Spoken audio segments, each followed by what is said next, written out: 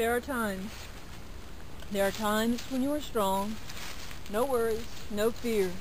Struggles there are none. Skies are clear, without sign of cloud. Not a storm, not a wind. There are times.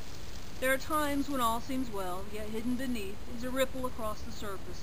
Struggles and trials appear, and you wonder about these times. You walk in the knowledge you are not alone, ever. You walk in the faith, in the strength, even as those ripples of fear begin during those times.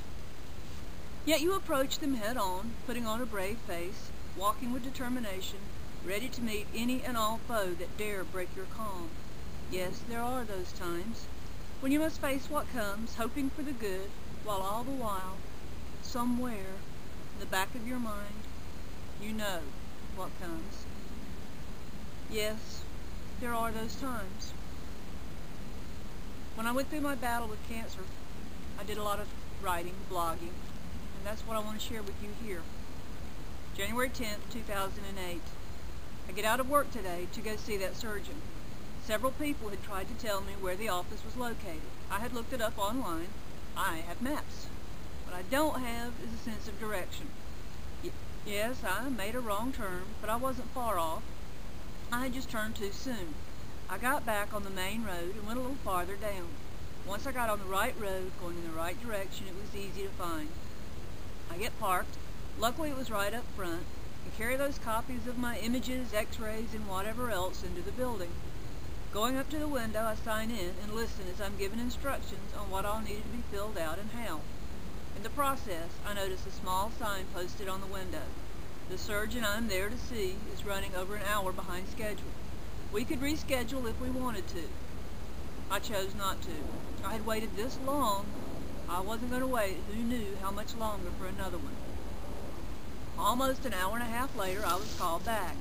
I go through the usual weigh-in. I've lost a couple of pounds. Blood pressure and whatever else they chose to poke and prod or measure. Being that I'd waited for so long, there were two technicians doing all this. They told me that they were tag teaming. Fine by me. Let's just get this over with. I was given my instructions on preparing for the surgeon, and they disappeared out the door on to their next subject. Moments later, when the surgeon came in, she asked if I knew why I was there. Well, yes. I was wondering why she felt the need to ask me that. Had other doctors sent patients to see her and not told them why, and they just went? She went over the images with me, explaining everything along the way, what the options were and the benefits. She then went and got her own ultrasound machine just to see if she could find what the radiology people had. She found it. She also explained that it didn't have any of the usual form or shapes that would identify it. As she was telling me that, here it comes. You who know me, you knew I'd do it. The mouth opens. Looks like a cat. So that makes this a CAT scan. The surgeon was actually headed out of the room at that moment to get an assistant. She was saying, no, it's an ultrasound. But as she was coming back in the room, she was explaining to her assistant what she wanted her to do while she took a biopsy of what was found on the CAT scan, which had the assistant looking at her like she thought she had lost her mind. The surgeon did explain, and the procedure commenced. This is not ever going to make my list of fun things to do. Even with her explaining, step by step, and being honest, anything that includes pain immediately gets a red mark straight through it, delegating it to the forget that list. And here I am, hours later, still feeling sore, but hey, that area was not meant for needles. I go back on Tuesday for the results. Approximately 480 hours as of my leaving the office, 28,800 minutes, 1,728,000 seconds approximately. Okay, I guess. Until I go back and find out some answers. Not that I'm keeping track, mind you. Nervous as I was this morning, I'm really calm now. I believe that everything is going to be fine. Everything seems the same as Tuesday morning. It's almost 7 in the morning. I am, as usual, only partway ready for work, and I'm in front of my computer. Not far away from knowing the answers, and everything seems about as normal can be in this house. The cats are alternating between sleeping, eating, and trying to get attention. Of course, the small space heater at my feet draws them closer. The bird so far is quiet, but I haven't turned her light on yet. I bought that lamp just for that bird. The dogs outside are quiet for a change. Of course, they've barked most of the night. I'm going to have to get beware of dog signs up, for Rambo's just very protective of his yard. I've got them somewhere. It's quiet in the house. The only sound is my typing and the heater running and the purr machines close by. Normal, everyday, usual, mundane, ordinary. It's as if it was any other day. It's early, it's Tuesday, but it holds answers. Hopefully, prayerfully soon, this will be over. All I have to do is get through the waiting. I did go and get the results of my needle biopsy. It wasn't horrific news, but it wasn't the all clear I was prepared for. I was told that I need to go in for a surgical biopsy. The needle biopsy showed some cells that are usually found where there is cancer. The surgeon was quick to tell me that didn't mean I had cancer, but that the possibility was great. I was given this news minutes after 8 this morning. I had to go into work.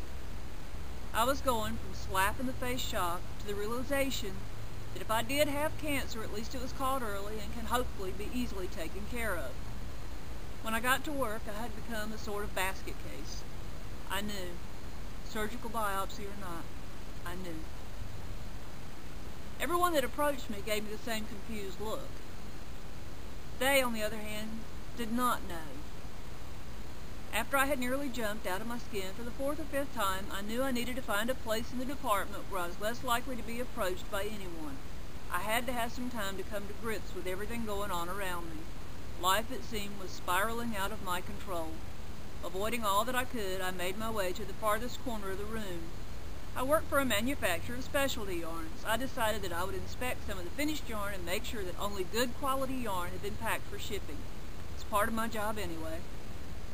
Leaning over the box, examining the yarn, it just became too much.